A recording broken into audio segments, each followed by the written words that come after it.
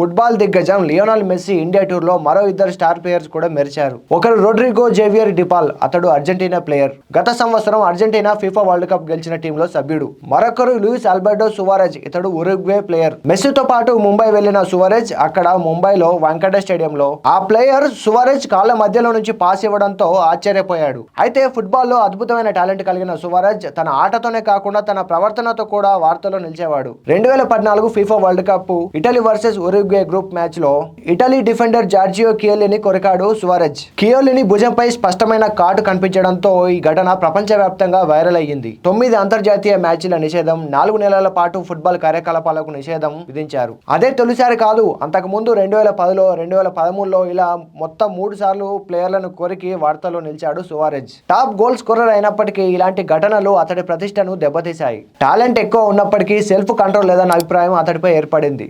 మరి మీరేమంటారు? సువారెజ్ ప్రవర్తనపై మీ అభిప్రాయం ఏంటి? కామెంట్ చేయండి.